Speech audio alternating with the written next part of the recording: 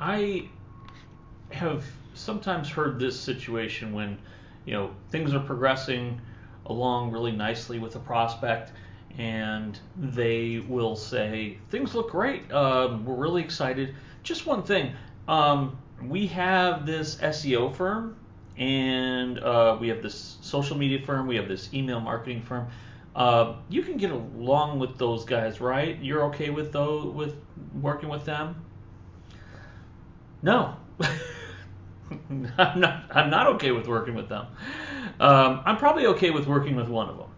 And here's the reason why. It's not to be difficult. But I have had enough experience with this dynamic, not with employees, mind you, not with in-house employees, but with other vendors that tend to be what the situation tends to be where, let's say it's an SEO firm.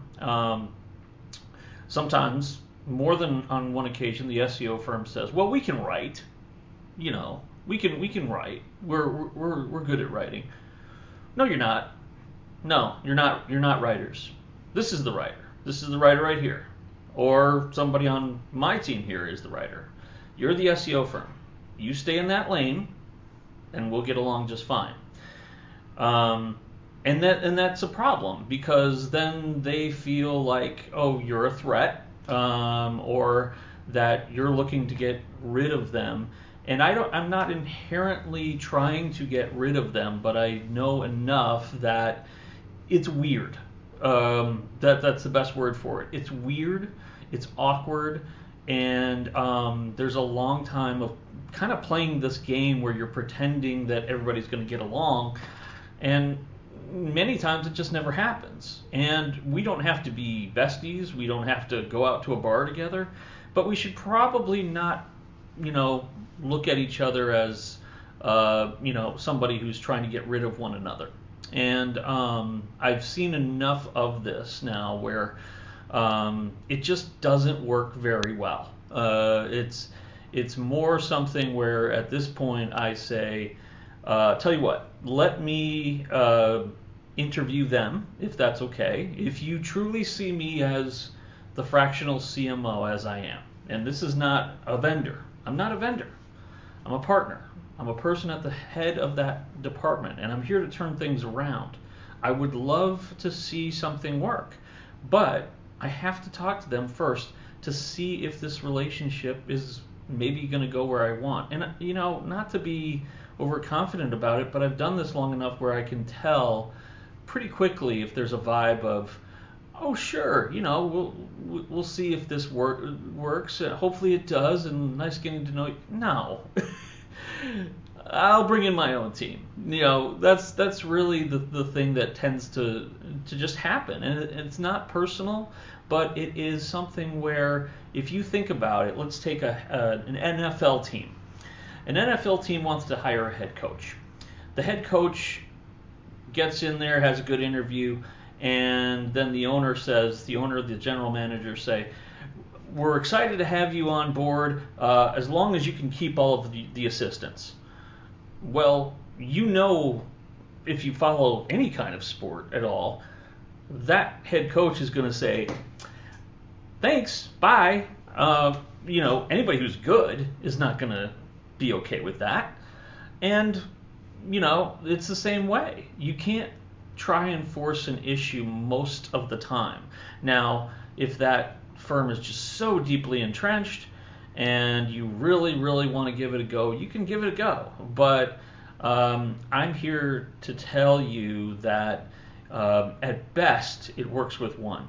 I will never try to manage a lot of different parties because I just never think that's a good idea. I don't think everybody rows in the same direction. And I think you have to have people who know, like, and trust each other as soon as possible.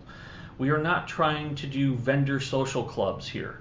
We're trying to turn around your marketing or turn around your sales or both so that you can have better results. So for the good of not only your business but mine, I want to do something that is absolutely going to be in the best interests of our success. And that means bringing in my own team. It's not to be holier than thou about it. I just know that they're going to be on board with me from day one. Can you say the same about your vendors? Can you be sure that they're going to be okay with me?